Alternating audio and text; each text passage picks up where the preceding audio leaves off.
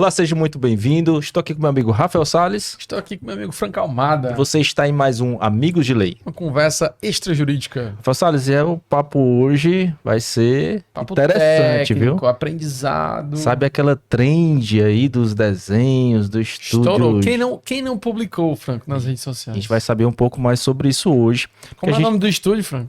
Ghibli. Olha aí, ele treinou a pronúncia. Escrevi aqui, ó, pra... E a gente vai falar com ela, Rafael, que é formada em Direito pela UFC em 2014. Passou já por experiências internacionais, como intercâmbio nos Estados Unidos, cursos em Stanford. Com trajetória de grande escritório, especializou-se em propriedade intelectual, por meio de atuação em startups, artistas e projetos de inovação. É fundadora da Orenda e seu foco atual é garantir proteção estratégica para marcas e direitos autorais. Nossa querida amiga Lara Forte, seja muito bem-vinda. Muito bem-vinda, Lara.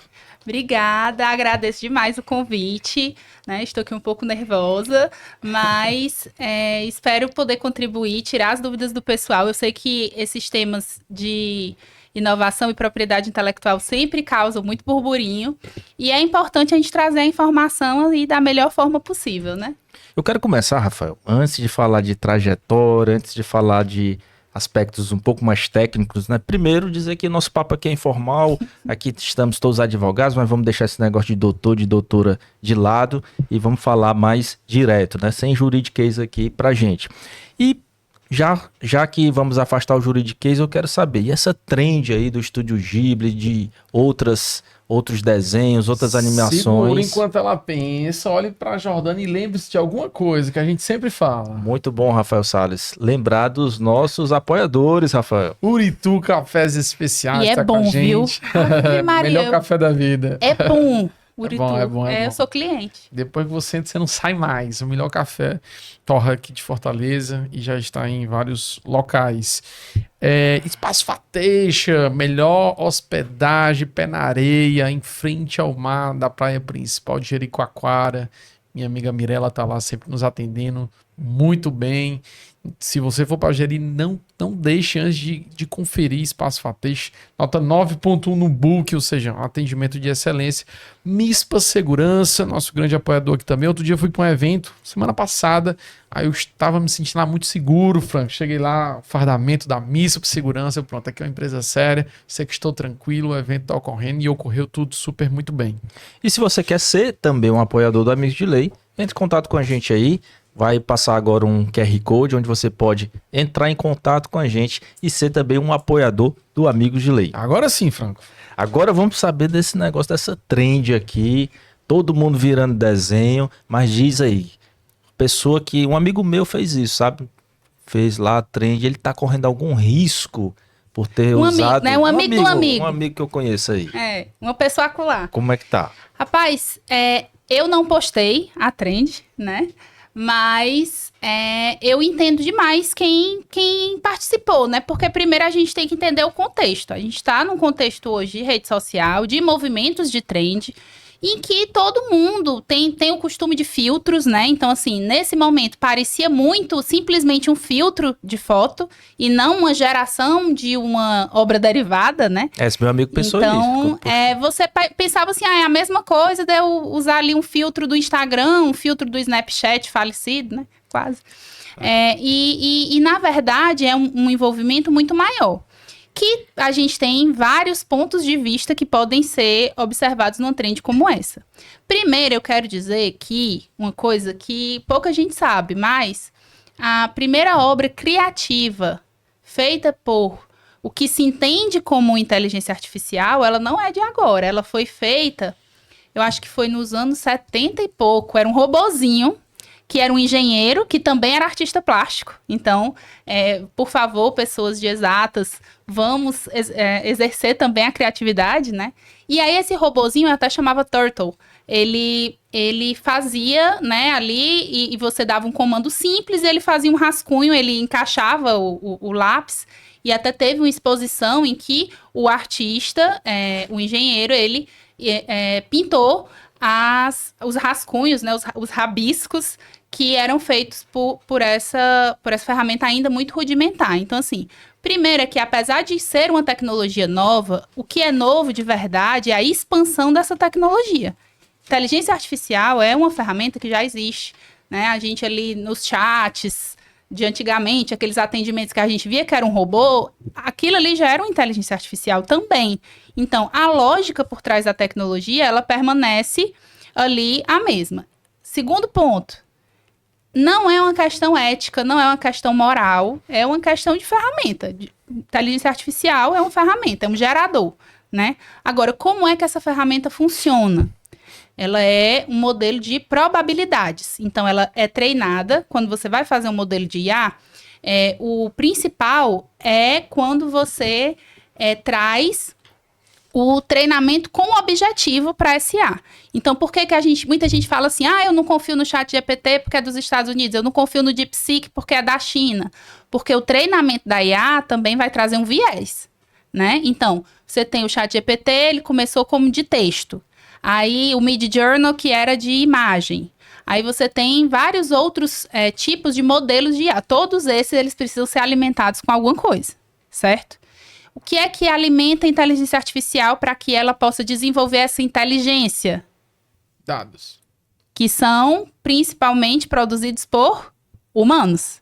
Então, inteligência artificial cria algo a partir de vazio existencial? Não cria. Ela tem que ter um banco de acesso de dados. Então, se ela vai fazer uma imagem, ela tem que ter outras imagens, ela tem que ter outras obras anteriores para fazer essa orientação, certo? Aí entra a polêmica número 1. Para treinar uma inteligência artificial, eu posso usar o que de dados? A pessoa tem que me autorizar expressamente? Basta a pessoa estar na plataforma? Vocês têm Instagram? Sim. Vocês já pensaram que todas as coisas que vocês postam no Instagram estão alimentando a inteligência artificial da Meta? Sim. Até os rascunhos. Todos. Tudo que você faz no Instagram vai e tem lá no termo de uso. Se vocês quiserem, vocês podem optar por não utilizar. Só que é um consentimento que você retira. Não é um consentimento que você... Né? Então, existe uma diferença. A ordem. A ordem. Você não vai autorizar que use. Você tem que desautorizar. E para desautorizar, você tem que encontrar o link do formulário. Ter uma conta ativa no Facebook, né? Que não basta ter o Instagram. Todo mundo só usa o Instagram. Mas para desautorizar, você tem que ter a conta ativa do Facebook. Preencher esse formulário, enviar. O seu formulário vai ser analisado. E se aceito, você vai se retirar desse... Então, assim... Qual é a plataforma principal de divulgação de artista hoje? Instagram. E TikTok. Instagram, mais para artistas ilustradores e tal. E antes era o Twitter, né? O Twitter.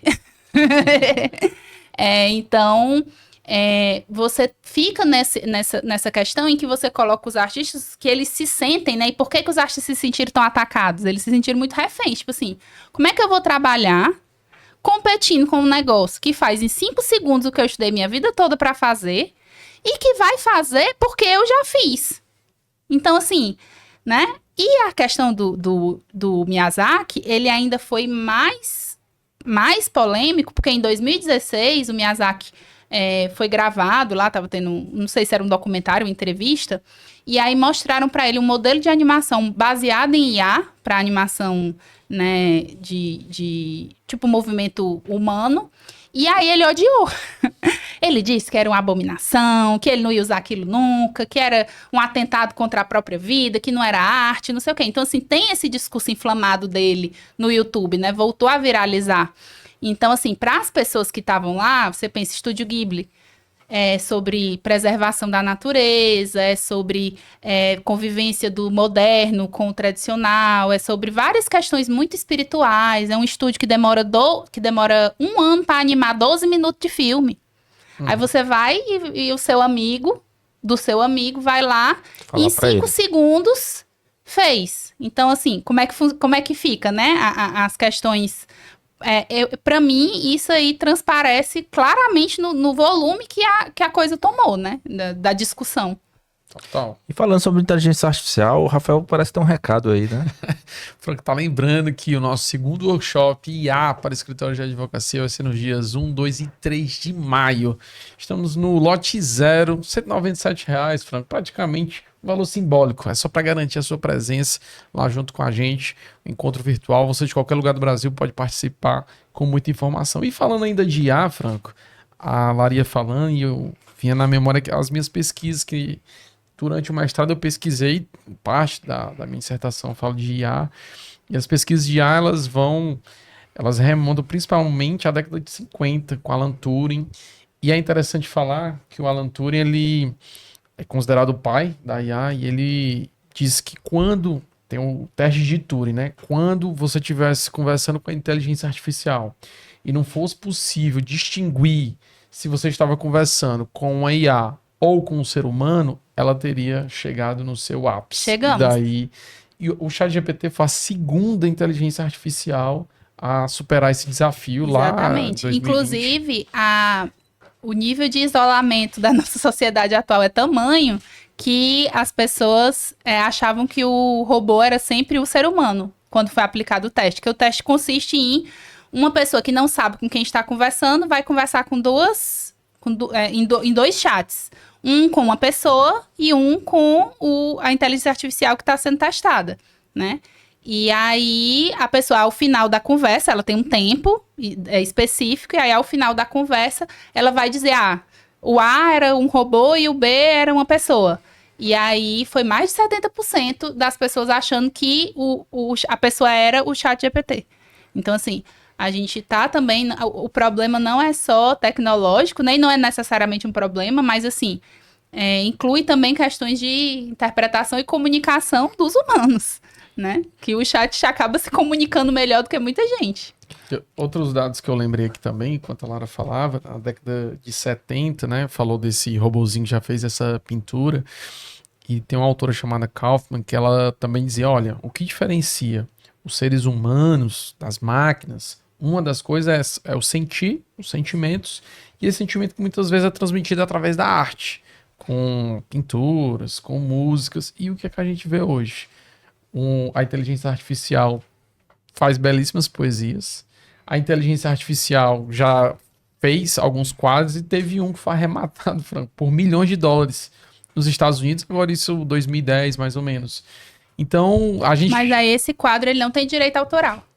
O quadro não tem direito autoral, a Não. gente vai explicar sobre isso Não aqui. tem. Pois Só é, tem uma produção feita por inteligência artificial hoje que tem direito protegida. autoral, certo? Que é que quem foi até no modelo da Invoke, a inteligência artificial, e eles conseguiram via medida judicial. E o irônico é que o nome da obra é American Cheese, que é justamente, é queijo mesmo, Entendi. né?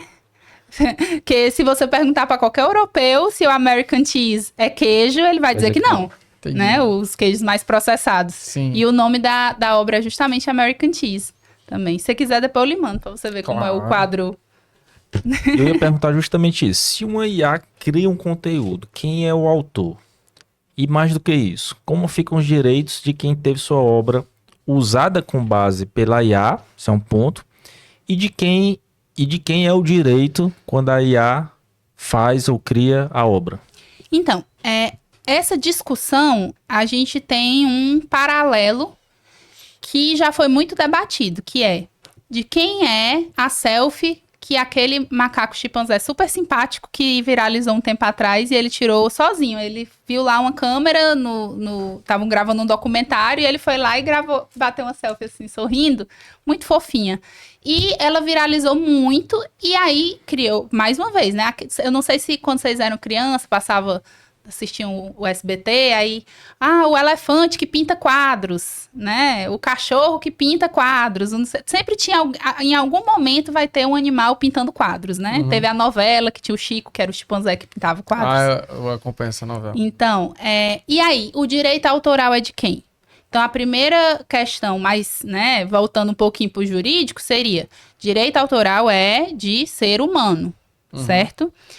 Lara, você acabou de me dizer que tem uma obra feita por inteligência artificial que tem direito autoral. Como é que você está dizendo que é só por humano? Porque essa obra em particular foi gerada a base por inteligência artificial e o modelo Invoke, ele já vem tipo com um Photoshop integrado. E aí a pessoa que gerou o prompt inicial, ela usou as ferramentas do próprio programa da inteligência artificial e teve um processo criativo que fica gravado, porque nessa inteligência artificial eles também gravam a tela. E aí, por conta dessa parte criativa de intervenção do artista, a obra teve direito autoral, porque teve o humano. Só direito autoral, só a máquina produzindo, não tem. Por quê? Da mesma forma que produzidos por animais, não tem. Né? Então, assim, mas eu achei bonito. Tá, dá para achar bonito, você pode achar bonito, mas não houve uma expressão de criações do espírito. A lei é tão bonita, ela fala criações do espírito. Né? Então, assim, é necessário ter essa força criativa. A lei brasileira, ela fala em criações do espírito. Inclusive, foi o que inspirou o nome da minha empresa. Porque Orenda... Explica aí, por que esse nome é Orenda? Pronto. Já me perguntei algumas vezes. Orenda é uma palavra do idioma nativo ioroquês que ela se refere a essa força espiritual de transformação. Então, tudo o que é vivo se transforma, tudo que é vivo tem essa energia que é Orenda. Né? Então, a força espiritual que move. Então, ela trata muito sobre isso também. A gente então, tem que pensar um negócio desse lá para nossa mentoria. Mano. Tipo um Uritu, Orenda, uma coisa assim. Mais. E estava disponível no INPI, e só tem 5 letras, e o @ estava disponível. Aí, correu. Pois é. Já registrou a marca? Já sim. Aqui não é Casa de Ferreira Espeto de Pau, não, né? Não, Casa de Ferreira Espeto. Não. Certo. Tá bem certinho. Então, meu churrasco já tá no ponto. Bom. Então quer dizer que se você der o prompt, então o conteúdo é seu também. Não, o conteúdo não é... Até porque, como a gente... você fez a pergunta também em relação ao treinamento, né? Em relação ao treinamento, essa é uma zona muito cinzenta. Por quê? Primeiro, que a maioria das inteligências artificiais, elas são de empresas privadas, que elas não vão abrir o processo. Então, como é que eu vou provar, em juízo, que a minha obra foi utilizada no treinamento daquela inteligência artificial? Né? Até mesmo no exemplo do Estúdio Ghibli, né? Que se você... É Ghibli ou é Ghibli? Eu acho que... mesmo não... Eu falo Ghibli também, o Franco falou Ghibli. Eu acho que é a liberdade de expressão. Não, eu acho que depende em ali, português, né? Eu posso falar... Mais pro norte é Ghibli. Isso aí. Mais pro sul é Ghibli. Pronto. A questão mesmo do Estúdio Ghibli seria a violação dos direitos autorais do Hayao Miyazaki, ela estaria no uso das obras, que são obras que estão protegidas, seja aqui, seja nos Estados Unidos, seja no Japão. Por quê? Direito autoral, ele é internacional, certo? É diferente de direito marcário. Registro de marca vale dentro do país que está registrado. Direito autoral, se eu escrevi aqui um verso de pé quebrado num guardanapo, se eu conseguir provar a data e que fui eu que escrevi, vale em todos os países signatários da Convenção de Berna, que é a lei internacional que trata sobre isso, que inclui Brasil, inclui Japão, inclui Estados Unidos, né? E vou focar aqui nos 3 da treta, né? Então, o direito autoral do Miyazaki, ele está protegido. O que é que o direito autoral protege? Protege a honra do autor, a autoria. Protege o estilo do autor? Não protege. Por quê? Porque se você... Pensa comigo, se eu vou trazer um cercamento no estilo, o que é que eu estou fazendo com o processo criativo? Tá acabando com ele. Como é que eu vou ter uma evolução de movimentos artísticos se eu tiver uma exclusividade ali em cima de um estilo, de uma inspiração, de uma tendência, né? Eu posso ter obras diversas de pessoas que estudaram, inclusive, vou até olhar para cá, né? Se você é artista ou quer ser artista, lê o livro Roube como um Artista, que é um livro excelente justamente sobre isso, né? Sobre as formas de você se inspirar e usar esses estilos e transformar e criar o seu estilo, né? E transformar e criar para o seu conteúdo. Tava free no Kindle até um tempo desse. Tava? Tava. É excelente esse livro. Eu tenho a versão física que eu sou senhora. Deixa eu fazer uma pergunta, assim, por exemplo, falando de artistas, né? Falando do mundo da música aí, que a gente tem muitos compositores. Sim. Hoje em dia, se você der um prompt, o ChatGPT, por exemplo, ele cria uma música toda do zero, a letra. E aí, nesse tipo de situação, o artista, ele deu o comando lá, mas ele pega e registra como se fosse dele, fica tudo normal ou tem alguma observação, alguma Vamos coisa lá. diferente? Você quer a teoria ou a prática? Os Prática, dois. né? Na teoria, você não pode registrar como seu, porque foi uma obra produzida por inteligência artificial. Hoje em dia, os órgãos e institutos nacionais estão equipados para identificar se foi feito por inteligência artificial ou por seres humanos? Infelizmente, não. Então, eu criei uma logomarca por inteligência artificial, vou registrar no INPI. Eu posso, por lei? Não posso. O INPI vai saber que eu fiz por inteligência artificial? Ele não tem como checar. No processo que ele tem hoje, ele não vai checar. Então, pode ser que passe. Agora, é complicado até por uma questão de exclusividade. Então, são elementos que, se você apresenta um prompt e eu apresento um prompt, pode ser até ser que não seja igual que a IA vai entregar, mas ela pode entregar algo muito semelhante. E aí, a minha exclusividade vai impedir você de registrar a tua no INPI. Aí você vai dizer assim, não, mas isso aí é feito por IA. Aí pode acontecer de ir para uma briga judicial em que você seja convidado a comprovar a autoria. Mas é um IC grande, né? Mas e se você for convidado a comprovar a autoria e não comprovar, aí é uma fraude. Porque você estaria... Cara, isso vai dar muita margem pra Vai, discussão. porque é um assunto que ninguém conhece. E outra coisa, eu sou um cantor, tá? Então, uma coisa que eu não sou mesmo é cantora, mas digamos que eu tivesse nascido com esse dom. Deus não dá asa à cobra, eu ia ser insuportável. Aí, eu quero muito cantar uma música original. Cansei de fazer cover, cansei de estar cobrando cover artístico, quero lançar uma música original. Mas não sou uma pessoa muito poética. Aí eu vou lá e crio uma música no ChatGPT. Faço lá a música, a composição e tal, tudo por inteligência artificial. E gravo. E lanço. Mas a gravação não foi feita por inteligência artificial. Eu fui no estúdio, cantei, porque, né, da minha criação, a minha interpretação, a minha alma de cantora, né, a minha expressão artística de cantora. Eu tenho direito autoral sobre a performance.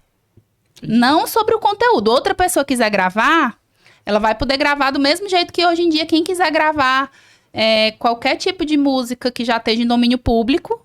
As obras de IA, elas já nascem em domínio público.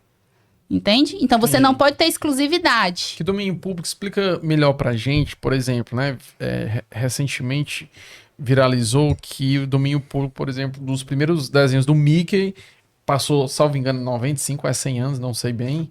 E aí qualquer pessoa poderia utilizar. Como é que funciona isso? Pronto. Domínio público é justamente quando acaba a proteção de exclusividade do direito autoral, certo? Então, como é que isso funciona? Depende. Eu adoro advogado, porque advogado só sabe responder depende, né? Mas assim, por que depende? Porque, como eu falei, direito autoral, ele transcende fronteira, certo?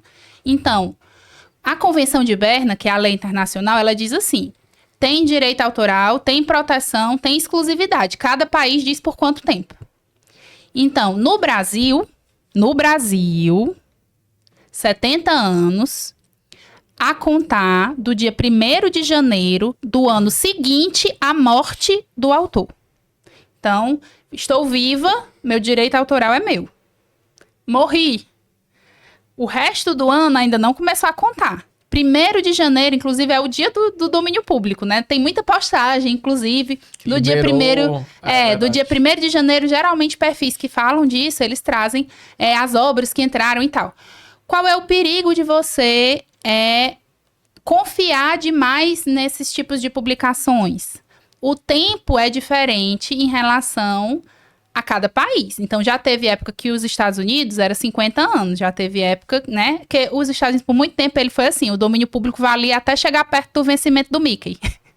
Aí, eles aumentavam mais um pouquinho. Aí, aumentava mais um pouquinho. Então, teve umas 2 ou 3 alterações da proteção, expandindo até que não teve mais jeito, né? Tal hora tinha que entrar em domínio público e de fato entrou, mas você tem que atentar ao país que você vai utilizar. Então, se eu estou no Brasil, o domínio público é desse de 70 anos, certo? Depois da morte do autor. Ah, mas no país original que foi criado entrou em domínio público. Não significa que no Brasil entrou. A lei brasileira para quem vai construir ou criar algo aqui é assim. O que é que significa domínio público? Viu, Lara? E todos seguem essa regra também a partir da morte do autor? Sim. Esse marco é sempre... Eu não vou lhe dizer todos, porque dizer que eu sei decorar a regra de todos os países da Convenção de Berna, né? Até arrogância, que eu não sou o ChatGPT. Mas eu vou lhe dizer que é a maioria.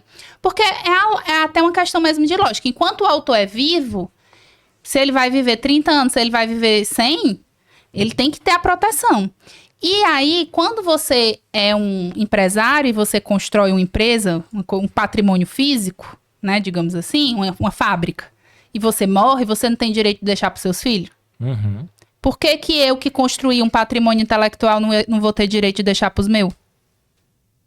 Entendeu? Então, assim, a proteção ser a partir da morte do autor é para que você tenha um período em que esse autor veja os herdeiros dele, né, possa privilegiar os herdeiros dele com o trabalho da vida dele, ao mesmo tempo em que você não bota isso ser para sempre, porque, mais uma vez, o direito autoral ele é sempre um equilíbrio entre liberdade artística e direito individual em relação à produção que você faz. Então, você está sempre ali naquela balança, né? Então, o domínio público, o que ele permite é que você faça reproduções livres de uma coisa que esteja em domínio público. Então, Orgulho e Preconceito, que é um livro que eu tenho tatuado bem aqui, né? Gosto pouco.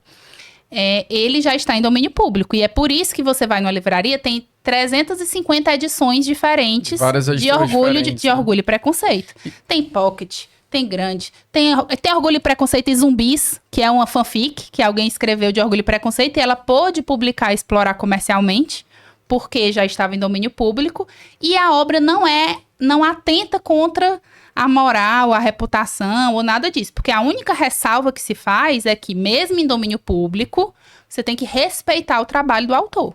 Você tem que creditar, dizendo, obra original era de fulano de tal, e você tem que respeitar. Então, você não pode usar a obra do autor para difamar o autor, né? Até meio lógico, né? Em termos práticos, Franco, só para contextualizar para quem está nos assistindo, é por isso que tu encontra, às vezes, na livraria 10 edições diferentes, por exemplo, do Dostoiévski. Isso. Que é um autor que já faleceu há muito tempo e você encontra capa dura de um jeito, ilustrada de um outro.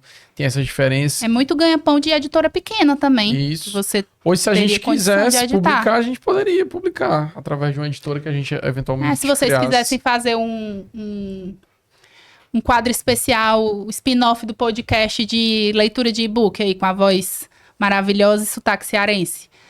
Poderia fazer de vários autores que já estão aí, que são autores clássicos, inclusive do direito, de teorias e de artigos, enfim, que você pode ficar à vontade, entendeu? E fazer, pessoal que quer fazer canal de audiolivro e tal, é uma excelente forma de começar também. Pegar esses livros mais populares que estão em domínio público e fazerem esse tipo de produção. E como eu disse, você também pode fazer produções variadas, obras derivadas. Um exemplo muito legal é um canal que tem, ele é gringo o canal, mas é The Lizzie Bennet Diaries, que é justamente, novamente, em Orgulho e Preconceito. Sim, eu sou fã. Que a moça trouxe o contexto de Orgulho e Preconceito para o nosso estilo de vida de hoje. Ela é uma vlogger, e aí ela vai lá na frente da câmera e conta e tal, e aí o Mr. Darcy é um cara que tá na faculdade, não sei o quê, e aí ela adaptou a história para esse contexto. E ela monetizou o canal e tal, por quê? Porque ela fez isso em cima de uma obra em domínio público. Interessante. Um caso, traz aqui 2 casos práticos, né? Acho que tu pode depois comentar sobre o segundo.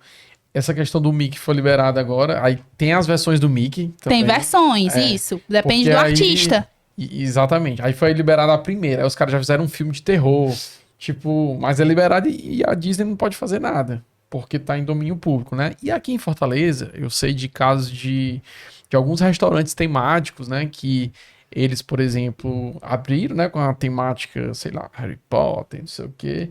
Senhor dos Anéis. Senhor dos Anéis, né? E foram notificados e tiveram que mudar o nome, né? Isso explica muito, né? Como é que funciona essa parte aí? Então, isso aí vai muito para a questão da pessoa fazer um grande investimento, se preocupar com muitas coisas e não se preocupar com a consultoria jurídica.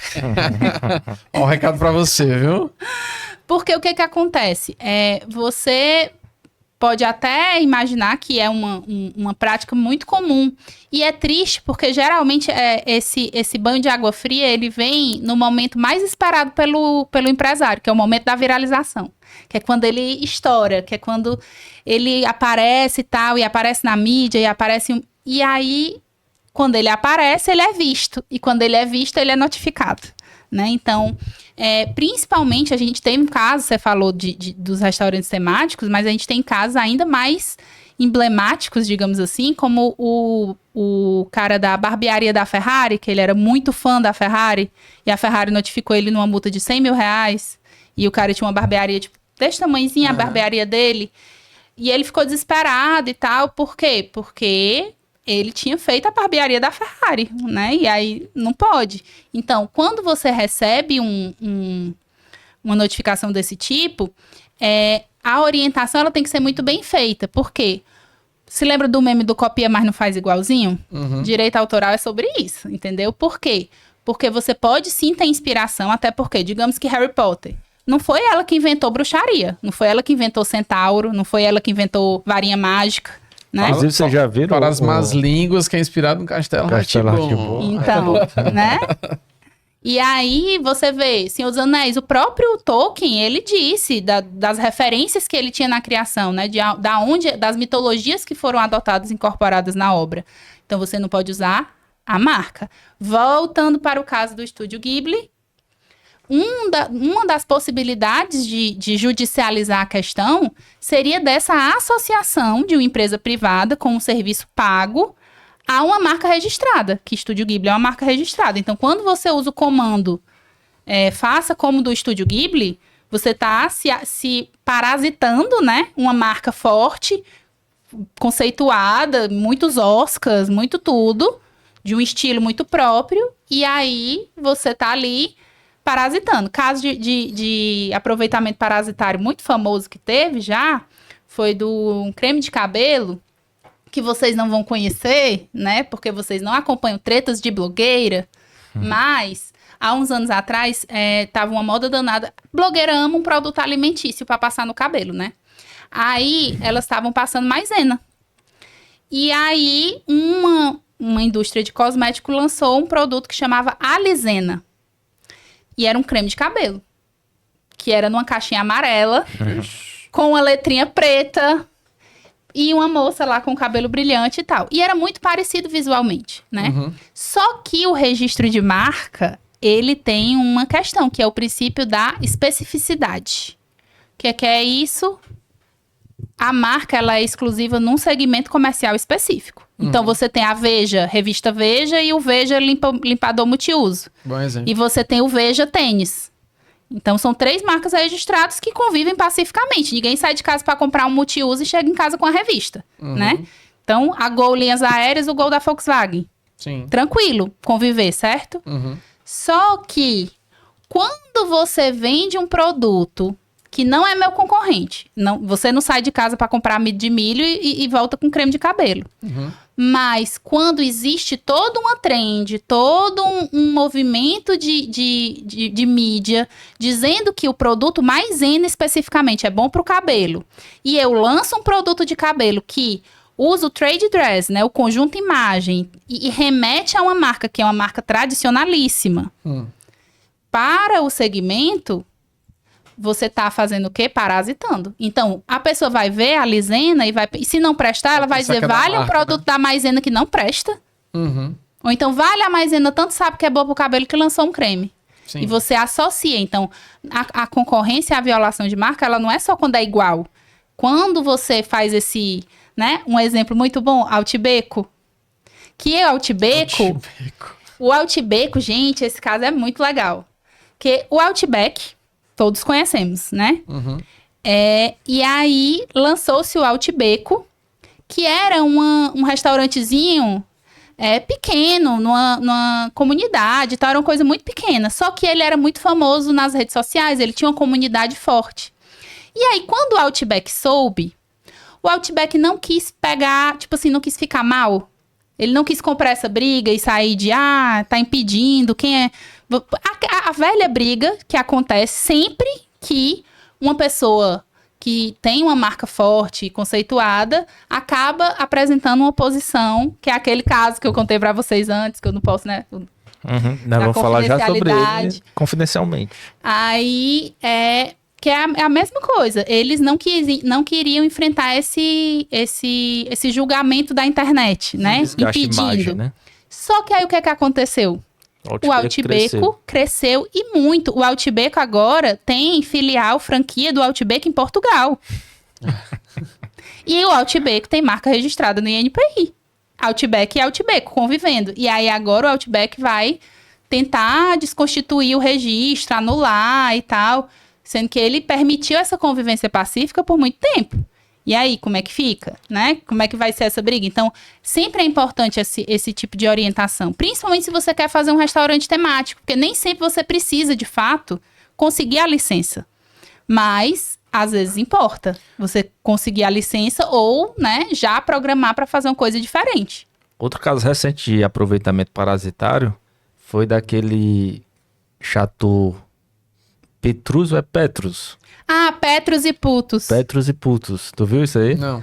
Que o Danilo Gentili lançou o vinho Putos, imitando, né? O rótulo de um vinho tipo caríssimo. Do Petrus, né? E tá na justiça. Isso aí dá até uma liminar, uma coisa assim, né? Então, o argumento principal do Danilo Gentili e dos sócios, que eu não me lembro quais são, é justamente de que é uma sátira, de que ninguém vai comprar, que o Petrus é um vinho caríssimo e o Petrus é tipo R$100, né? Não sei. O Putos é R$100 e o Petrus é tipo 6 mil. Então, assim, o público-alvo é muito diferente. Então, isso seria suficiente para afastar, que seria uma sátira, que seriam várias coisas. Só que a gente já tem um precedente na lei brasileira, que é da cachaça João Andante, que foi processada pela marca Johnny Walker. João Andante e Johnny Walker, exato. Então você vê que já foi um caso que foi muito analisado, foi um caso que foi muito tempo no judiciário, inclusive. Por quê? Porque, querendo ou não, era uma marca que fazia uma associação com a marca que já existia antes, visando um aproveitamento parasitário. Então você busca a viralização por meio de uma marca mais conhecida, e aí depois se incomoda quando o dono da marca se incomoda, né? Então, a própria PI é dividida, tá? Os próprios atuantes do campo, eles se dividem porque diz, mas não tem como ter confusão. E é sempre sobre confusão, né? Mas é sobre a concorrência desleal em relação aos outros players. Se eu saio na frente porque eu sou associada a um vinho caríssimo, mesmo que seja de brincadeira, mesmo que, né, que seja de qualquer forma, nem que seja para eu conseguir um espaço de mídia gratuito, isso aí é uma vantagem que eu tô tendo que, né, não é tão... Então, existe aí essa discussão, embora a gente já tenha esse precedente da João Andante e Johnny Walker, que a João Andante perdeu, tá? Então, o Johnny Walker conseguiu, agora foi o efeito Barbra Streisand. Por quê? Porque o efeito Barbra Streisand, vocês já ouviram falar? Não. É maravilhoso essa história. Acontece muito em conflitos de marca. Tu conhece? Eu já ouvi falar, mas eu não lembro agora bem. Um fotógrafo de Hollywood aí tava batendo foto da paisagem. E aí ele bateu uma foto da casa da Barbra Streisand e postou lá e tal, publicou. E a Barbra Streisand se incomodou muito. E aí ela entrou, mandou o fotógrafo tirar, ele não tirou, ela entrou na justiça e tal. Só que ela pedir para tirar fez com que todo mundo quisesse saber como era a foto. Então, ela ter sido... esse efeito, né, ele acontece muito. Então, demais. Quando a Johnny Walker decidiu, e era isso que o Outback não queria. Sim. O Outback, ele não, assim, quer dizer, eu não sei, né? Não fui eu a advogada do Outback, tá, gente? Eu estou pressupondo que supostamente né? Foi isso. Você não quer dar palco, né? Porque a lógica da internet, ela é muito clara.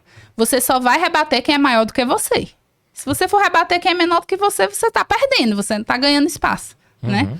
Então, quando você apresenta uma oposição ou entra com um processo judicial ou faz alguma coisa assim, além do trabalho do advogado, da assessoria e dessa questão, tem que ter uma assessoria de imprensa para trabalhar a forma que essa notícia vai ser veiculada, para que não acabe beneficiando mais quem está fazendo errado, né? A cachaça João Dante, ela ficou muito famosa, porque foram muitas reportagens na época, né, que saiu e falava, e aí, o que é que você acha? Aí o público lá, não, nada a ver, né? E são aspectos técnicos que importam também, não é só uma questão de opinião, né? A gente estava falando sobre inteligência artificial e eu queria só fechar aqui uma pergunta para a gente voltar para as tretas, tá? Lara, na sua visão, a inteligência artificial pode ser uma aliada ou é mais um desafio para propriedade intelectual? Cara, para mim, é uma ferramenta. E do mesmo jeito que a pólvora, você pode fazer fogos de artifício e você pode fazer bomba, entendeu? Do mesmo jeito que é uma ferramenta, vai depender do uso, certo? Como eu falei, o treinamento dos modelos de inteligência artificial, ele ainda é uma coisa muito secretiva. Então, é muito difícil da gente conseguir saber como elas estão sendo treinadas. Agradar a treta também, né? Teve a treta agora recente do suposto vazamento de que a inteligência artificial da Meta usou um dos maiores bancos de dados de livros pirateados da internet lá e tal, que parece que vazou umas conversas de alguns funcionários. Ah, mas será que dá certo fazer assim e tal? Outro dizendo, não, mas faz fora do e-mail da empresa, tipo janela anônima, sei lá, uma coisa meio shade assim. Então, assim, dessa forma é prejudicial.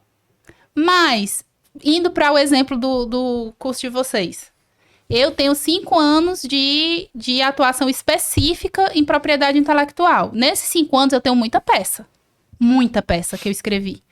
Eu posso usar o meu banco de dados, treinar a inteligência artificial e otimizar o meu trabalho a ponto de eu conseguir ali trabalhar com a equipe mais enxuta, com um trabalho muito mais eficiente, sem estar prejudicando ninguém. Só foi vantagem, entendeu? Espera aí, se você quer saber como fazer isso, próximos dias 1, 2 e 3 de maio, IA para escritório de advocacia. Exatamente. Se você quer um robô trabalhando para você, se inscreva.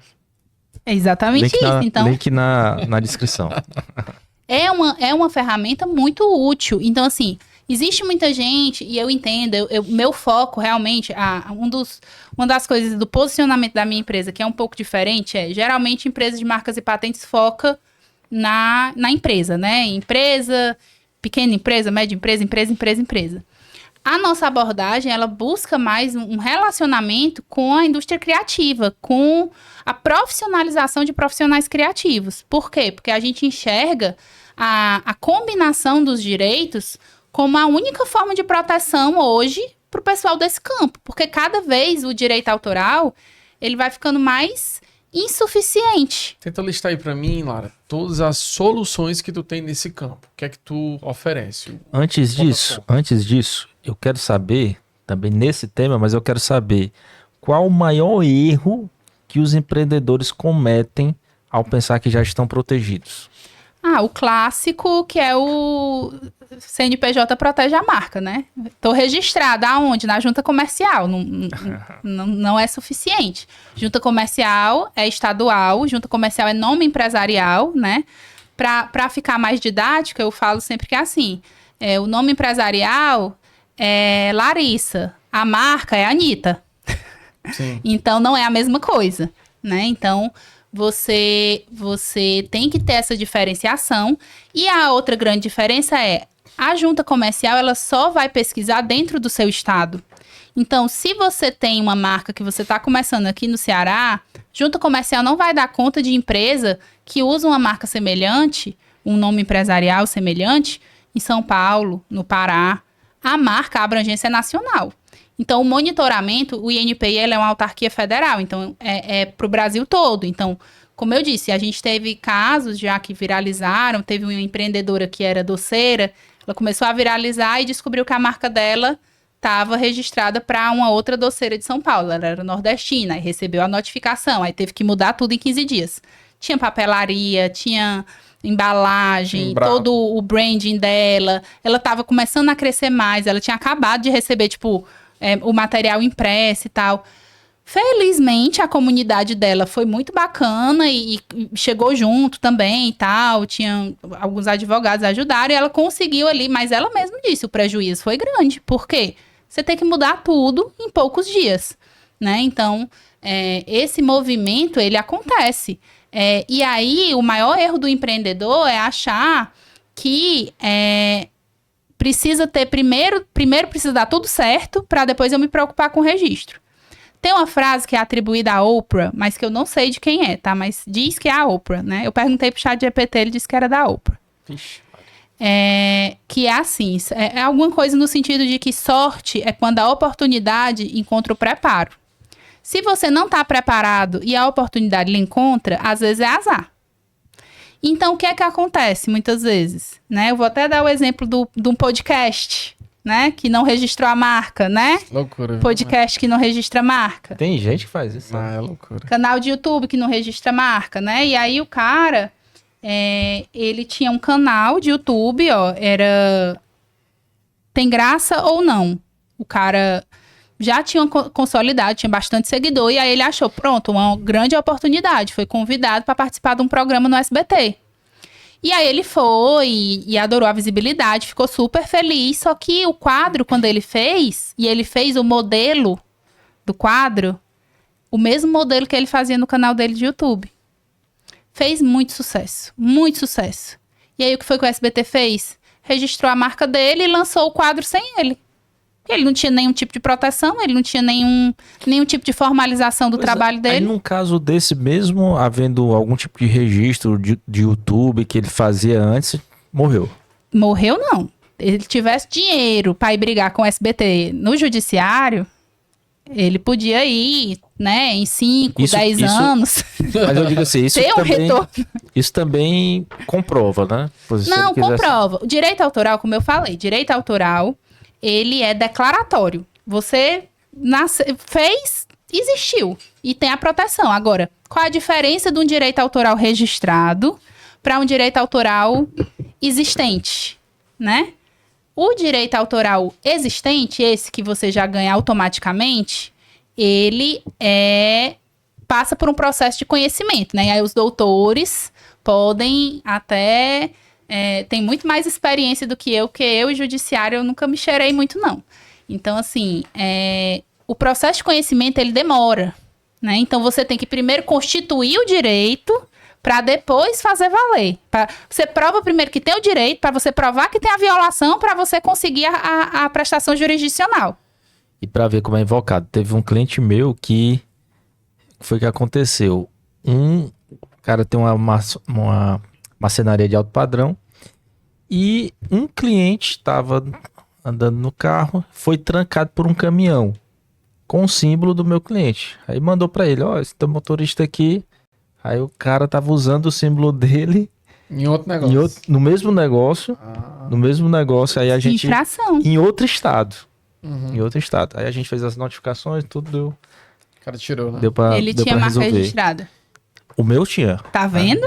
Se ele não tivesse marca registrada, doutor, não era mais difícil do senhor resolver? Com certeza. Foi só 2,5 uma procuração. Pronto. Por quê? Porque é sobre isso. O registro de marca, a lógica, é para você se prevenir. E aí o serviço é muito vendido como proteção. Mas eu enxergo não só como proteção, é proteção e é investimento. Claro, e se você pegar assim, né? O advogado tá assistindo aí, tem um cliente. Se ele fizer uma consultazinha básica no Instagram, botar o que vai aparecer, o que pode aparecer de marca de empresa, aliás, né? Utilizando a mesma marca Inclusive, vou aproveitar aqui, né, também dizer que se você é advogado, quer trabalhar com registro de marca, né, também quiser aprender, incorporar isso no seu portfólio, a gente tem um curso com a Tax. Tax prática mesmo, já é agora também. Link na Vou botar descrição. o link, a Lara vai E fala falar. responde o que o Rafael perguntou. Quais as soluções? Pronto. O que é tem. que a gente trabalha, né? A gente trabalha com o registro de marca, com o monitoramento, né, de marcas já registradas. Por que monitorar é importante? Para que você detecte o uso indevido, né? Você tem a marca e não faz nada com ela. Aí a gente trabalha com a questão de contratos, licenciamentos, registros de contratos no INPI, transferências, negociações, proteção de direitos autorais de formas diversas, porque direitos autorais, como eu disse, é declaratório. Então, a gente pode registrar na licença Creative Commons, a gente pode registrar numa plataforma privada de blockchain, a gente pode ir na vibe clássica e registrar na Biblioteca Nacional, que demora um pouco mais, mas que também é uma forma. Então, assim, quando a gente fala de direito autoral, até voltando aqui... Fala um pouquinho dessa diferença da marca registrada e do direito autoral. Pronto, perfeito. O direito autoral, ele é declaratório, então ele já existe. O que você vai precisar é provar que você tem, certo? Como é que prova direito autoral? Anterioridade, mostrar a data que você fez, e autoria, relacionar aquilo de alguma forma a você. Muito tempo atrás, no tempo da datilografia, né, antes de ter computador e tudo, uma forma muito comum, porque ainda era um serviço que era difícil o acesso, mas uma forma de que os autores encontraram de comprovar em juízo, que era que a pessoa fazia, ela escrevia a obra dela, botava dentro do envelope, ia no correio, mandava para ela mesma, para ter o carimbo do correio com a data, e deixava fechado, guardado. Se um dia ela precisasse comprovar a anterioridade e a autoria, ela ia ter lá dentro o juiz que ia abrir o envelope para ver que ele tinha lá um manuscrito, né, a primeira versão assinada de punho. E era a melhor prova que se tinha naquele tempo. Hoje em dia, com o avanço da tecnologia, a gente tem diversas formas de comprovar. O que é que acontece? Como eu falei, quando você vai comprovar e vai para o judiciário, você tem o processo de conhecimento, que você vai ter que constituir o direito, provar a violação para depois buscar a sua reparação, né? Então, quando você registra, seja numa Creative Commons, seja em alguma outra plataforma que tenha validade como prova, né, diante do judiciário, seja no registro público da Biblioteca Nacional, da Escola de Belas Artes do Rio de Janeiro, tudo isso você adianta o seu processo. E você viabiliza resoluções como a que o seu cliente teve no caso da marca dele. Que eu vou poder notificar e mostrar, olha, eu tenho como provar, você vai querer comprar essa briga? Né? Não vai preferir que a gente resolver logo? Né? Isso para direitos autorais. Na marca registrada é ainda mais importante registrar. Por quê? Porque o direito de marca registrada, ele é constitutivo.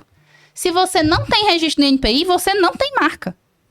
Não tem, não é sua, né? Você tem no máximo ali um uso comercial de uma expressão que não tem nenhum tipo de proteção legal. Você não tem exclusividade, você não tem proteção de forma alguma. Fazendo um paralelo com imóveis, é aquela história de estar na matrícula do imóvel. Isso. O dono é aquele que está lá na matrícula, senão você só tem a posse. Isso, então, por exemplo, ainda na mesma analogia, né? Se eu tenho uma marca que eu não tenho registro, e eu resolvo vender a minha indústria, né? Aí eu vou mais um exemplo de cliente que eu não posso falar quem é, mas um cliente de cosmético que era indústria gigantesca, uma marca super forte. O cara ali viu que nenhum dos filhos dele queria muito assumir, não queria que o trabalho de vida dele, né, se perdesse. E aí qual foi a solução? Ele vendeu a indústria e manteve a marca. E licenciou a marca para o cara que ele vendeu a indústria. E aí, o cara que ele vendeu a indústria tinha o compromisso de atender a um certo padrão de qualidade para conseguir usar a marca. E a parte dele, fora ganhar dinheiro, que é a melhor, né? Mas a parte dele ficou de fazer esse monitoramento em relação a produto pirata. Ele que ia atrás. Então, a marca não é dele, então quem vai proteger a marca é ele. Ele sempre monitorou e tal, acompanhou a marca para evitar outros nomes parecidos, enfim. Como é que funciona esse monitoramento? O INPI manda um e-mail para você, algo assim, como é? Então, quando você registra uma marca, você cadastra lá um e-mail. Só que o INPI ele não se comunica diretamente com você praticamente nunca, tá? O que o INPI faz é que você pode lá optar por um cadastro do Push, né? E receber, talvez, quem sabe, alguma vezinha ali, uma movimentação. Mas a publicação, o Diário Oficial do INPI, é o... O Diário Oficial do INPI é justamente a RPI, Revista da Propriedade Industrial, que ela sai toda terça-feira, é publicada. Então, não tem... Vixe, que coisa chique. Então, hoje, por exemplo, tu paga um serviço que te dá Sim, um acesso a software. isso. Inclusive, pessoal aí que é desenvolvedor, viu, quiser estudar e fazer uma concorrênciazinha saudável para esse software, que só tem ele que presta. É mesmo? E é caro. Ó, eu vou aproveitar aí o tema que vocês estão, que é de pagar, de ser caro. Eu vou fazer a pergunta aqui que deve estar todo mundo se fazendo agora. E aí, Lara, é muito caro para fazer o registro da marca? Eu não estou perguntando do seu serviço, não, que eu sei que é caro. Eu estou perguntando para pagar as taxas e, por exemplo, você paga uma taxa mensal para manter essa marca? É uma taxa anual? Como é que é isso? Pronto. O registro de marca primeiramente, que ele não é uma atividade exclusiva da advocacia e nem de ninguém, tá? Foi um serviço que existia antes, a figura do procurador, né? Que precisava fazer uma prova, que nem a OAB e tal, mas isso foi desconstituído sob o argumento de que estava impedindo o acesso à justiça, né? Uhum. Então... Tem que voltar com isso aí, Rafael. Só pode ser advogado. Também quero. Não, mas na verdade não precisava ser só advogado, você só precisava passar na prova. Quem passasse na prova, advogado ou não, Fazia. podia ser procurador. E hoje em dia não tem mais essa prova. Então, qualquer pessoa pode ser procurador do INPI, de alguém, e qualquer pessoa pode entrar por conta própria e depositar sua marca. Riscos, né? O principal é o que eu mesma acabei de falar aqui na história.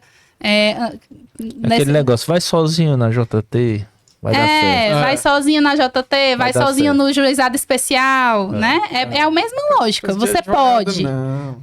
pode, deve. Então, melhor não, né? Uhum. Principalmente porque as marcas que têm monitoramento, elas estão lá prestando atenção para que qualquer pessoa que entre com um pedido parecido... Ave Maria, que café cheiroso. Chega a estar me desconcentrando. Eu gosto pouco de café, viu? Olha aí. Aí, justamente, você tem os acessos. O INPI, ele tem as taxas, né? Então, tem a taxa de protocolo. Mas a taxa é vinculada... Pergunta bem de leigo, jogue. tá? É vinculada ao faturamento da empresa? É Não. vinculada ao número de letra que tem? É vinculado ao quê? Não, a taxa é um valor fixo.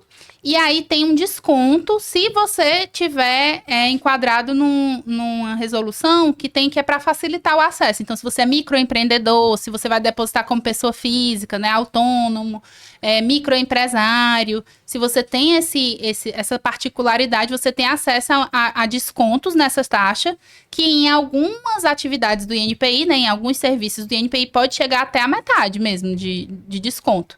E tem outros serviços que o desconto é menor e tem alguns que não tem desconto nenhum, tanto faz. Em média, quanto é uma taxa dessa? Então, se você for pessoa física, a taxa de protocolo, ela é R$142, salvo engano. Só o protocolo, né? E aí você tem... qualquer coisa que você fosse mexer no INPI, você paga uma taxa. Então, até para você ter acesso à decisão integral do INPI sobre a sua marca, é R$7. Para você ter acesso ao despacho. Que isso aí, né? Né? Às vezes eu fico um pouco incomodada. Mas o inteiro teor das decisões você tem que requerer. Mas, via de regra, o INPI é um órgão muito bom de trabalhar, tá? O que falta mesmo é funcionário, é chamar o povo do concurso. Se chamarem, vai dar uma melhorada boa. Mas, assim, é uma atividade que você tem mais celeridade do que no judiciário, né? Você consegue ali ter uma forma de cobrança também de honorários bem confortável. Eu gosto muito de trabalhar com essa área, né? Então, eu sou suspeita para falar. Mas, no geral, o processo, se você entrar sozinho, tendo em vista, né, se você souber fazer o cadastro para conseguir esses descontos e tudo, é bem tranquilo os valores. E, em relação à taxa, você paga a taxa de concessão, no final do processo, depois que ele é deferido, e a sua marca ela fica vigente por 10 anos. Aliás, não fica vigente por 10 anos, fica vigente por até 10 anos. Entendi. Por que até? Porque até... Porque até. Obrigada. Porque se você não acompanha a sua marca e outra pessoa tem interesse em registrar uma marca que considere que a sua marca pode ser um problema, um obstáculo, ela pode ir lá e tentar 10 anos. extinguir a sua marca. Não, antes de 10 anos. Ah. Ela pode tentar E passa- anular o teu registro, logo em até 6 meses, não, até 180 dias depois da concessão, e depois ela pode caducar a tua marca, que é tipo, ela vai lá no INPI e diz assim, ó, ele não tá usando, então vamos extinguir. Aí você é convidado a comprovar que usa, só que você é convidado por meio de uma publicação na revista da propriedade industrial. E se você não aparece para provar que tá usando, você perde o registro. Então esse negócio de registrar um monte de marca aí pra impedir os outros de registrarem também sem O pessoal usar. de site faz muito isso, velho. Fazem muito isso. Essa questão de registrar marca antes, essa medida do INPI é justamente por isso. Essa opção da caducidade é para evitar o que eles chamam de reserva de mercado, né? Então, se eu registrei uma marca, eu tenho 5 anos para começar a usar. 5 anos para começar a usar é razoável, né? Não, dá tempo você estruturar sua operação em 5 anos, né? Isso 5 anos depois que concedeu, sem contar o tempo que você passou de processo. Aí passou esses 10 anos, Renova. eu tenho uma preferência pra renovar, não Não, você renovei. tem um prazo para Um prazo pra renovar. renovar. É, você tem um prazo para renovei, outra renovar. pessoa pode pegar Não e- renovou, a marca, o registro é extinto e a marca volta a ficar disponível. Certo.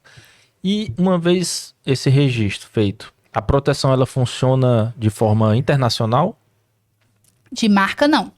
A proteção de marca ela é limitada ao território do órgão que foi registrado. Então, o INPI é brasileiro, então no INPI você tem esse registro. Agora, tem acordos internacionais que facilitam para você levar o seu registro para outros países. Já então, a produção, por conta da convenção, já pesquei aqui de Berna, né? Que você falou, é isso, direitos autorais pela Convenção de Berna é internacional, já automático. Marca, aí é protocolo de Madrid, que é uma facilitação de você levar, é um rito especial que o Brasil, inclusive, entrou há pouco tempo, inclusive é um dos motivos que o INPI está mais lento, porque como a gente aderiu ao protocolo de Madrid, eles vieram, né? Rafael Salles, aproveitar aqui que tem uma Deixa apreciadora ela de tomar café, Um cafezinho, né? aí você faz a explicação aqui do café Aqui é o especial. nosso querido momento Uritu Cafés Especiais, né? Onde a gente explica. Eu vim o só que é por isso. Um café, olha aí. E o que é um café especial, né? Existem 2 associações, tem uma brasileira, uma internacional. Inclusive, o pessoal da Uritu recentemente foi chancelado pela Associação Internacional Special Coffee Association, um negócio bem chique. E tem uma pontuação que vai de 0 a 100. São 10 itens analisados, cada um valendo 10 pontos. E o café, para ser considerado especial, ele tem que atingir pelo menos 80 pontos. Então, de 80 para cima é considerado café especial. 60 a 80 é o gourmet, o famoso gourmet que a gente vê aí no supermercado. Então, aquela nomenclatura não é à toa. E de 60 para baixo é o café tradicionalzão, né? Então, o café especial, quando você entra nesse mundo, você vai ver que tem uma vibe muito parecida com vinho, você consegue identificar aromas, sabores. Tanino. Notas, é um caminho sem volta, viu, meu povo? Se você tem um inimigo, presenteie ele com um bom café, porque ele não vai conseguir voltar atrás. Ele vai gastar esse dinheiro pro resto da vida. Se tu quiser dar, assim, checkmate, aí tu dá um moedor de café. Ah, Aí ele vai ser obrigado a comprar o grão, e o grão, geralmente, o pessoal só tem em formato café especial. é bom demais. Gente, café é vida. E lembrando sempre também dos nossos outros apoiadores, nossa amiga Mirella, lá no Espaço Fateixa, em Jericoacoara, e Mispa Segurança, sempre apoiando aqui nossos episódios. Franco, a gente falou muito já, né, dessas questões. Eu lembrei de uma treta aqui, antes da gente passar para Fagner e outras Clarice questões. Lispector, não? Outro. Não, essa aqui foi legal, porque foi Você queria uma recente. aguinha? É uma treta que estourou na época da pandemia, que foi uma música em específico, fez muito sucesso. Vou até cantarolar aqui. Late coração, cachorro, late coração. Acha essa treta? Rapaz, Eu vou te confessar, na época eu fiz até post, eu acho, mas eu não vou me lembrar do detalhe, não, porque eu tô, como é muita treta de música, gente, assim, eu pensei que tinha me perguntado da Adele, Não. né, Délio Martinho da É Vila. porque essa daqui eram os cantores locais aqui do Ceará, né? Eu vou te relembrar rapidamente. Matheus E o público Fernandes. de casa. O Matheus Avi Fernandes. Nevin. Era o Ave Nevin, a E música os dois. principal, eram os Avi. dois, né? Eram os intérpretes da canção. Só que o refrão, essa parte... Como era? Lá de coração, cachorro, lá de coração. Deixa eu fazer minha voz de forrozeiro. Lá de coração, cachorro, lá de coração.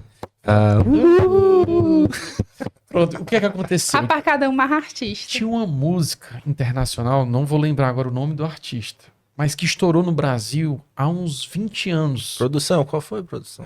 Vamos já atrás aí da treta lá, daqui a pouco a gente procura. E aí, essa música ela viralizou, ficou nos tops. Acho que chegou em top 1 do Brasil, música mais tocada. E claro que monetizou. E aí esse artista internacional chegou nele. E ele fez até um vídeo brincando.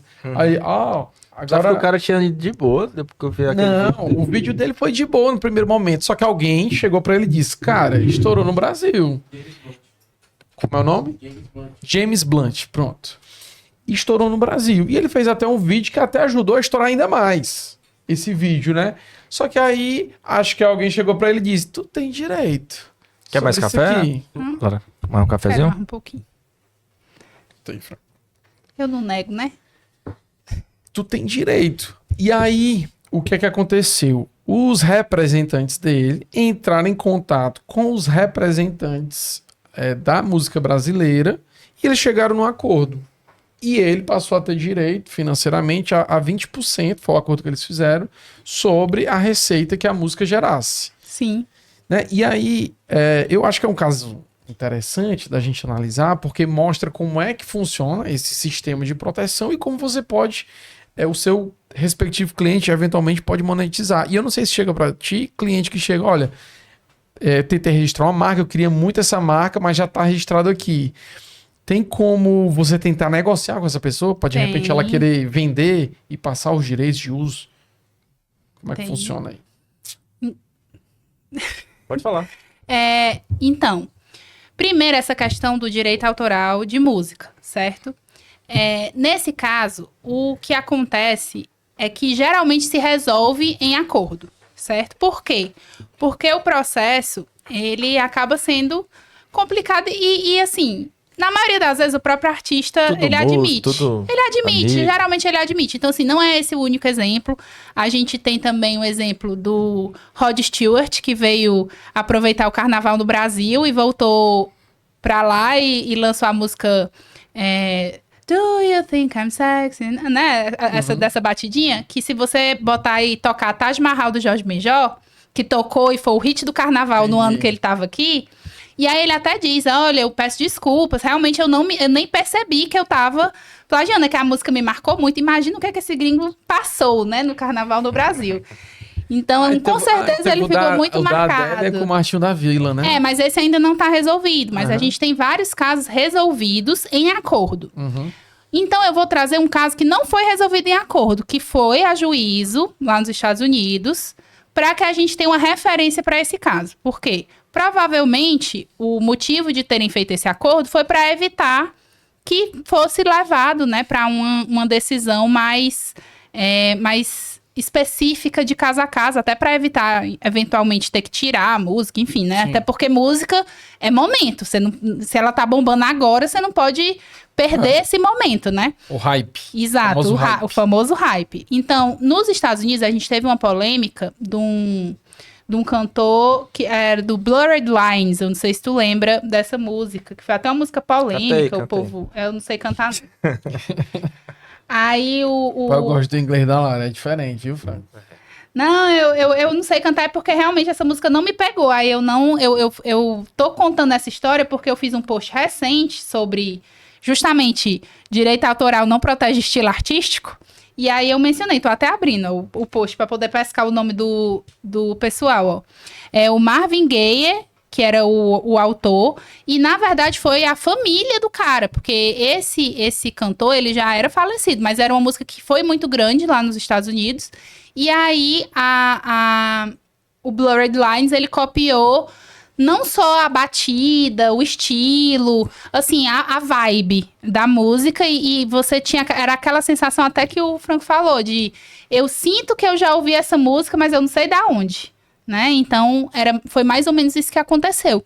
E foi um precedente que foi considerado super perigoso lá nos Estados Unidos, porque até então não tinha nenhum caso decidido em que você tinha uma proteção de estilo de música.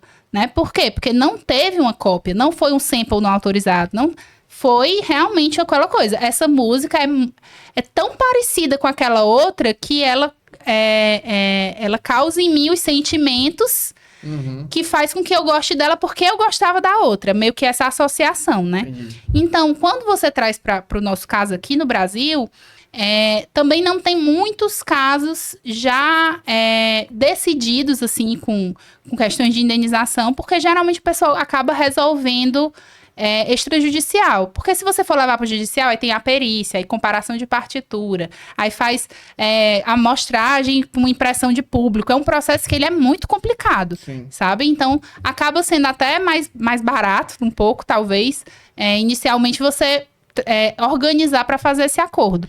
Mas, nesse caso, o problema seria o plágio, né? Porque a gente fala muito de plágio, mas assim, não tem na letra da lei o crime plágio, né? O plágio é o que a gente chama o conjunto de violações que tem lá em relação a direitos autorais. Mas esse plágio, ele seria específico em relação à sonoridade, à melodia e ao refrão, né? Então, não teria, por exemplo, cópia em relação à letra da música, né? Assim, não é o igualzinho, ele é bem segmentado. Eu tenho ouvido bem afiado. A primeira vez que eu ouvi aquela... Oi. As bandas de forró de antigamente. Rapaz, eu tava pensando nisso quando ele tava fazendo a pergunta e me esqueci. A sorte do Calcinha Preta é que não tinha internet. Realmente. Não, eu sei, mas assim... Não, é porque o pessoal lá plagiou o forró aqui, né? O vídeo do Scorpion. Ele reagindo, Ele reagindo, isso, do Scorpion. Mas aí o que acontece? Nessa aí, a versão brasileira, elas geralmente não... E aí foi eu não sei o quão foi feito de propósito e o quanto foi sorte, né? Uhum. Mas a grande questão é que as versões brasileiras, apesar delas terem ali uma similitude, elas mudam tanto que a carga de originalidade supera a semelhança com a música original. Porque... Primeiro que não é uma tradução, né?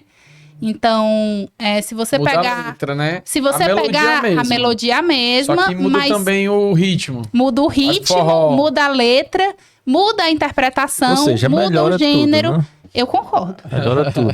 Então, assim, se você pegar... Eu tô tentando me lembrar de qualquer uma em inglês das versões. Eu só me lembro, eu tô aqui, Meu Anjo Azul tocando na minha cabeça inteira. É bom. E não me lembro do... Meu Anjo Azul. Pronto. E não me lembro da versão, né? Que ela é derivada do original. Mas assim, caso esse problema, né? Fosse, na época, tivesse sido levado a juízo, poderia ser que, né? Existisse aí um processo e tal. Mas eu acho muito difícil o reconhecimento. Porque essa associação... Na verdade, a maioria do povo aqui do Brasil nem conhecia a música gringa na época, entendeu? O sucesso era mesmo... A gente veio conhecer já muito depois, né? Nos Instagram de você sabia que a música tal...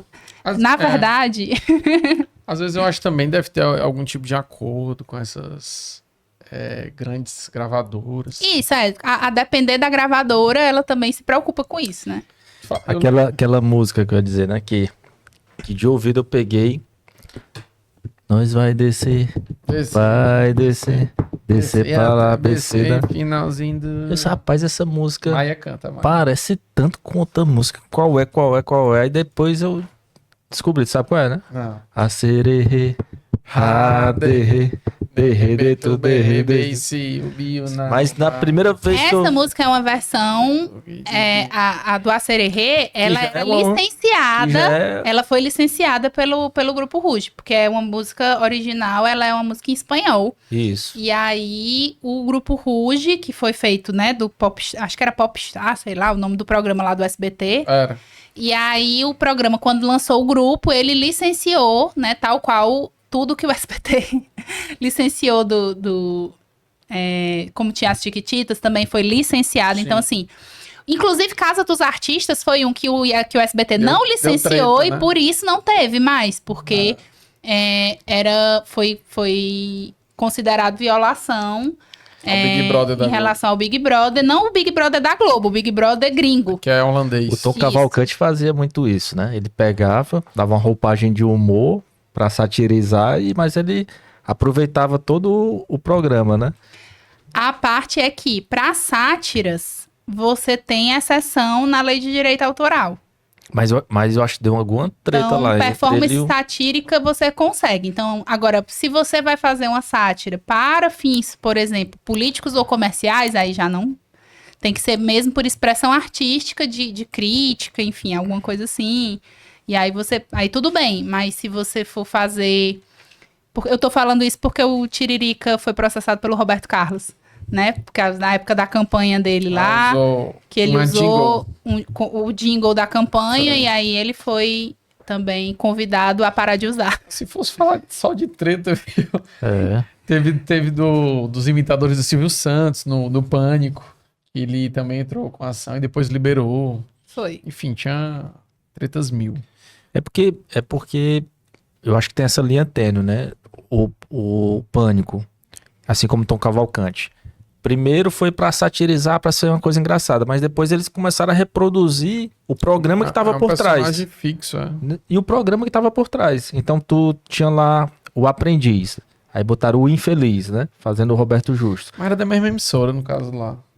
Provavelmente nesse caso era licenciado. Mas mas a treta que teve é porque o Roberto... Foi um episódio, o Roberto Justus vai lá e ele tá atuando, macho, ali. Não, eu sei, mas... Ele tá lá como se estivesse reclamando, entendeu? Sim. Olha, eu não gostei, vocês não sabem homenagear. Depois aí todo mundo riu lá e tudo mais.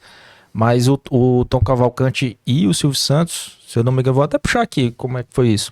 Mas teve um problema justamente porque na primeira roupagem teve uma ação mesmo, de satirizar, ele começava a reproduzir todo o material, todo o programa, né, por trás.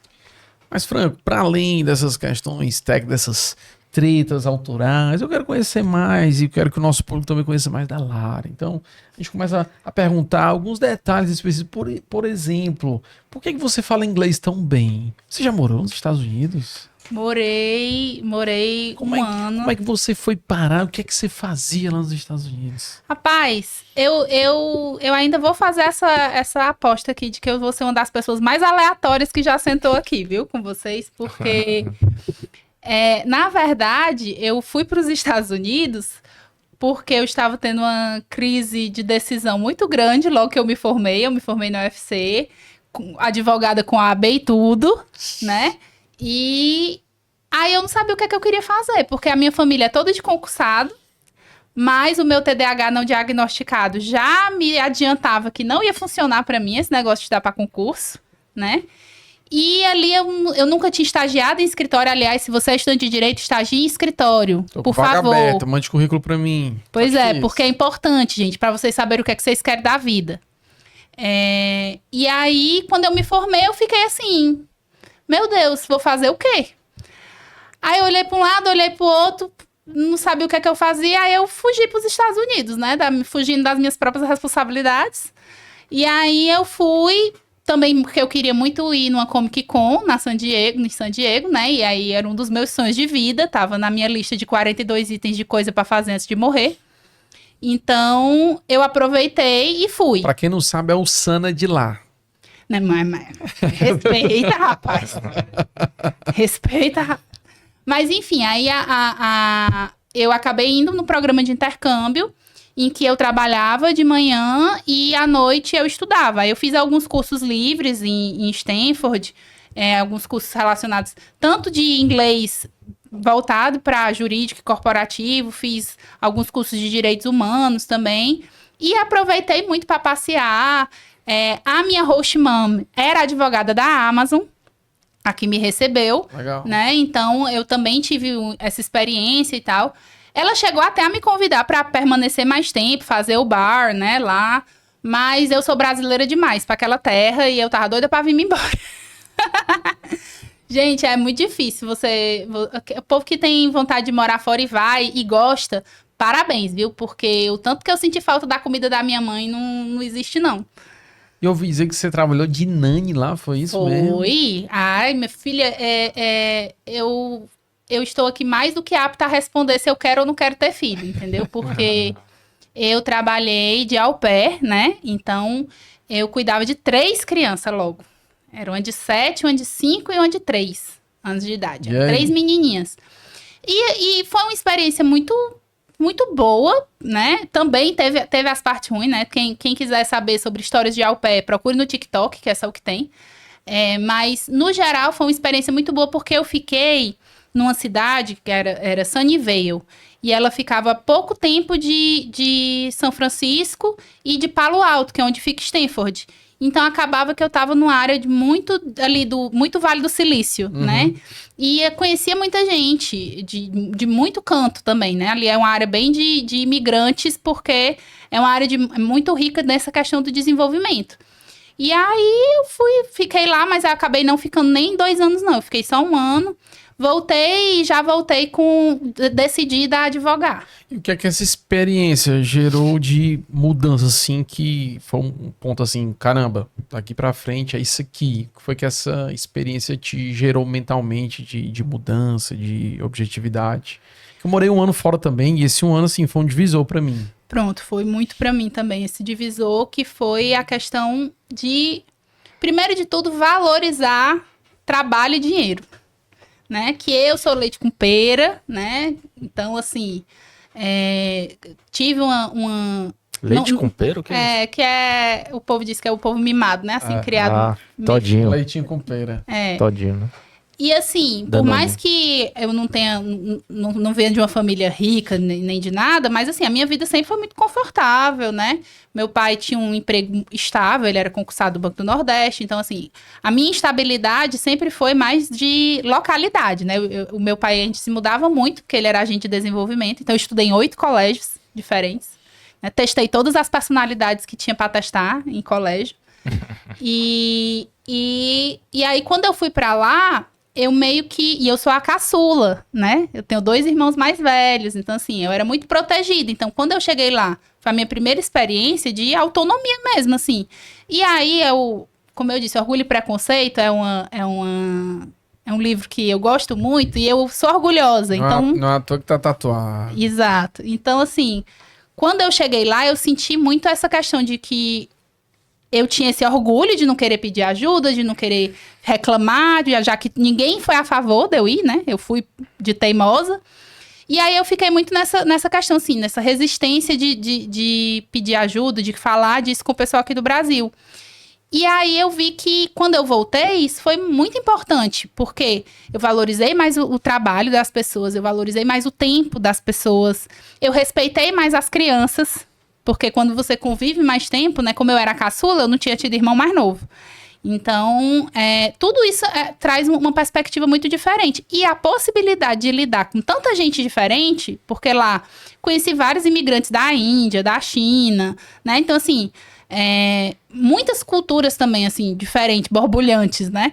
Então, eu voltei realmente, assim, com um horizonte muito mais amplo. Né? E eu acho que isso também contribuiu com o meu interesse por essas questões mais de criatividade, de tecnologia. Eu brinco até dizendo que eu meio que não escolhi essa área, mas essa área me escolheu, né? Porque eu fui sendo levada, né? Primeiro ficou essa questão desse intercâmbio, eu já tive esse primeiro contato, aí quando eu voltei, fui trabalhando em outras coisas, depois conheci meu marido, que é da TI. Então, assim, vai se juntando uma coisa à outra. Muito bom. Rafael, eu quando 17 anos viajava, ia lá pra Martinópolis. Rapaz, Martinópolis no Ceará. Visitar rapaz, me respeite que o eu sou avô, original de Tejuçuoca, viu? Olha aí. Terra do bode. No máximo ia sim. pra Camucim, ficava lá. É isso, mundo velho desigual, né? Faz parte. Tu não foi no E Leitinho falando- com pera, pô. E falando, a gente tá aqui na reta final, passou rápido, viu? E falando, ah, em casamento, fala um pouquinho sobre a questão a paixão, né, por animes e como isso influenciou no seu casamento. Dizem que você é nerd, gosta de negócio de RPG. Então, essa, como eu disse, a questão da propriedade intelectual, ela vai além. E o motivo de eu trabalhar com criativos é justamente porque é um público que eu me identifico muito. Só me falta meu talento. Mas a vontade eu tenho, né? Então, eu sempre tive em grupos de escrita, sempre gostei de fanfic, sempre gostei de anime, de tudo dessas coisas, né? Eu tava... O primeiro Sana que eu fui não era nem no centro de convenções ainda era lá naquele acho que é Sebrae, da Monsenhor Tabosa. Sei, eu sei qual é. Ali, Lá o ainda era Sobradinho. ali. Então, assim, das antigas, né?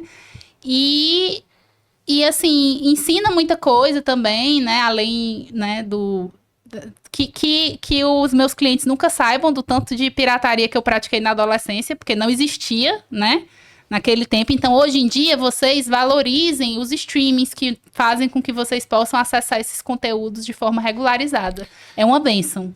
Uma coisa que eu acho interessante a gente pontuar aqui, já nos encaminhando para a reta final, Rafael, é que a possibilidade que a advocacia dá para o profissional também atuar sem ser necessariamente em processo judicial, em processo litigioso, né? Então a gente tem a Lara aqui como uma advogada que utiliza os conhecimentos da advocacia para atuar de uma forma mais administrativa, mais consensual. Se precisar ir para a guerra, vai também, né, Lara? Para defender aqui a propriedade intelectual. Rapaz, o judiciário eu não encaro não, entendeu? Aí a gente tem parceiros, exatamente. Até porque a Orenda, ela não pode exercer a atividade exclusiva da advocacia, pois somos uma empresa. Então, a gente não tem... a gente é uma empresa que não é um escritório de advocacia, né? Então, tem essa diferença. A gente tem parceiros que trabalham com isso, a gente contribui com os casos, mas o nosso trabalho, ele se restringe à parte administrativa e de consultoria, né? Então, mas assim, é uma bênção realmente existir essa opção. Eu me identifiquei muito com essa área, eu gostei muito, eu sinto que eu consigo contribuir de uma forma muito direta no desenvolvimento e profissionalização de diversos profissionais criativos que, pra mim, assim, Ave Maria, se não existisse profissional criativo, o que era da gente? Quem é que tinha sobrevivido à pandemia sem os artistas? Quem é que tinha, sei lá, não ia ter nem graça de estar vivo se não fosse os artistas, né? Então, assim, o tanto que a gente consome, como você falou, eu enquanto nerd, né? Eu tenho um respeito por todo esse trabalho muito grande e eu acho muito importante informar para que todo mundo saiba ali por onde pode transitar da forma mais segura, né? Então, se eu sou um artista, eu gosto muito, né? No meu casamento, que foi de One Piece, o anime One Piece, foi nossa. temático o meu casamento. E aí, eu recebi de presente um fanart do Luffy, né? Do personagem principal. No meu bolo, tinha lá o casalzinho do One Piece, que era o Luffy e a Boa Hancock, lá no topo do bolo, né? E aí você vê que o Oda Sensei não me processou, ao contrário dos times de futebol que processaram as confeiteiras por fazer bolo temático com os escudos de time, porque é marca registrada.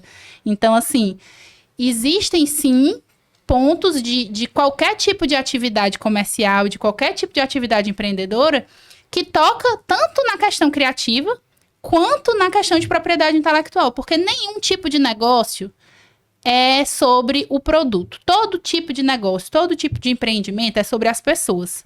E sobre as pessoas por quê? Porque o que faz o seu negócio ser seu negócio, ter um diferencial e a sua marca ter valor, é o que você leva para ele. É a sua força, né? É o seu movimento humano, é a sua conexão.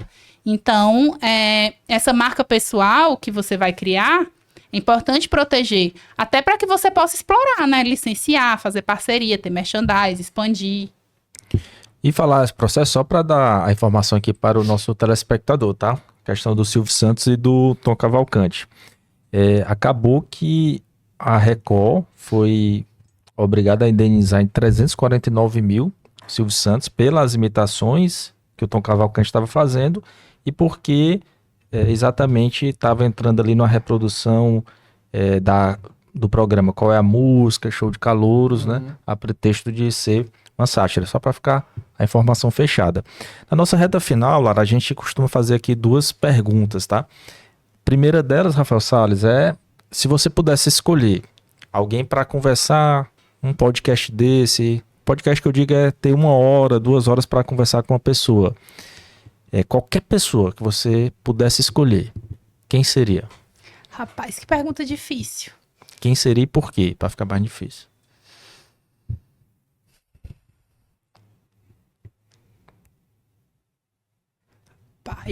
Pai, como é que eu me esqueci de todo mundo que existe no mundo? No mundo. É só uma pessoa. Não sei, talvez, sei lá, a Nath Finanças. Eu amo a Nath Finanças. Quem é a Nath Finanças? Fala aí. Inclusive, a Nath Finanças que esteve envolvida num conflito de marca com a Natália Arcuri do Me Poupe. A Nath Finanças, ela é uma educadora financeira, produtora de conteúdo, belíssima e inteligentíssima, que começou produzindo conteúdo com um lençol, assim, atrás dela e uma câmera de celular. E ela realmente, criou uma comunidade e uma preocupação com a educação financeira do brasileiro, adaptada à realidade do brasileiro, que eu me identifico muito, sabe? Então, assim, eu ia amar poder sentar com ela, assim, ouvir, saber como foi a parte difícil, às vezes que ela se duvidou e insistiu e tal, e como é que ela tá hoje em dia. A empresa dela, ela testa novos formatos de trabalho, então ela é muito a favor do fim da escala 6x1 lá, ela faz vários posts falando sobre isso, dos modelos de trabalho que ela faz diferenciados, enfim. E ela foi uma pessoa que, mesmo antes de ser grande, se preocupou em registrar a marca. E aí, quando ela ficou grande o suficiente para incomodar, digamos assim, né? Para começar a ser ali uma concorrente real do Me Poupe, da Natália Arcuri, vocês sabem quem é a Natália Arcuri, né? Ela é mais conhecida. Aí a Natália Arcuri entrou com a oposição no INPI, só que para tentar impedir o registro da marca Natplay, que é o aplicativo da Nath Finanças, e a Nath Finanças conseguiu sustentar porque ela tinha marcas anteriores, e a Natália Arcuri, a marca dela era Me Poupe, não era Natália Arcuri. Então, ela conseguiu, e por conta dessa questão de estar preparada, de ter tido esse cuidado, né, com o negócio dela, eu acho que, tanto pela trajetória, quanto pela entrega do trabalho dela, eu acho que eu ia amar ter essa oportunidade de conhecer. Vai que um dia, né? Olha aí, tá fácil essa aí, viu, Nath? Vamos deixar o arroba aí e fazer esse contato. E outra pergunta que a gente faz aqui, Lara, se você pudesse escolher um momento da história da humanidade, para você voltar nesse momento e viver aí por 1 semana, qual seria? Rapaz, eu quero sempre ir pro futuro, que eu sou mulher. Sempre mais pra frente, se Deus quiser. Daqui a 20 anos. Então. Pra melhorar é sempre pra frente. Rafael Salles, passou rápido demais. Pensei que ela ia dizer assim, eu queria voltar ao primeiro registro de marca que houve. Não. Eu quero só poder viver muito pra frente ainda e ver muita coisa boa melhorando, ver a esperança voltar pro coração do jovem. Justo. E a dica final, Lara, para os artistas, criadores de conteúdo, artistas de uma forma geral, criadores de uma forma geral, dê sua dica final ali para o nosso público. Eu vou citar um grande pensador contemporâneo chamado E.T. Bilu. Busquem conhecimento, tá?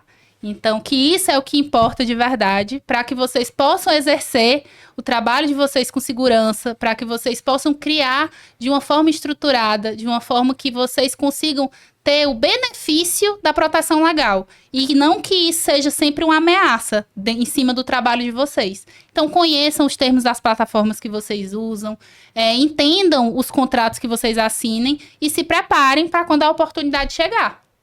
Muito bom. Bom demais. Onde é que as pessoas podem te encontrar?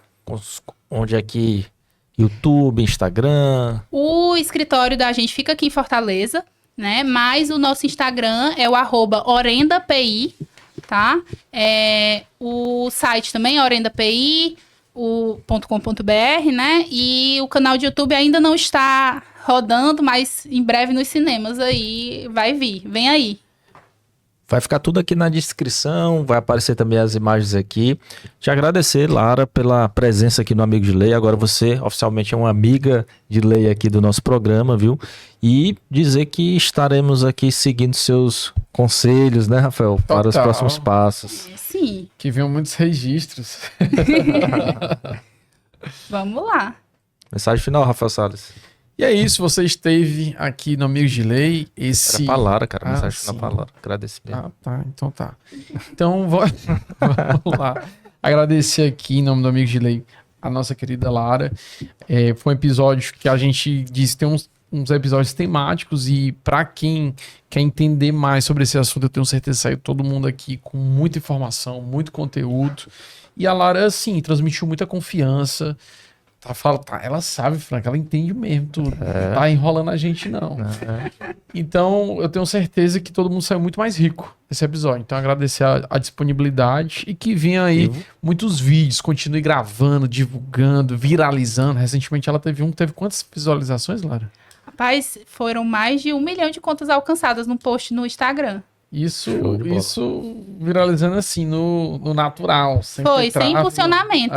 E eu vou fazer uma coisa diferente aqui, tá? Você que tá assistindo esse episódio, muito temático. Primeiro, curte, compartilha, segue o canal, mas além de tudo isso, deixa no comentário alguma dúvida, porque a Lara vai lá, nem combinei isso com ela, porque a Lara vai lá tentar responder, né, Lara? Respondo. Deixa lá no comentário do YouTube as dúvidas que você Mas eu tiver, só respondo se a pessoa tiver inscrita, tá? Eu não vou responder não inscritos, não. Vai- Se inscrevam e aí eu respondo. Porque Boa. assim, o tema é palpitante, todo mundo tem a sua dúvida e todo mundo tá criando conteúdo, tá criando muito conteúdo importante e é bom ficar seguro.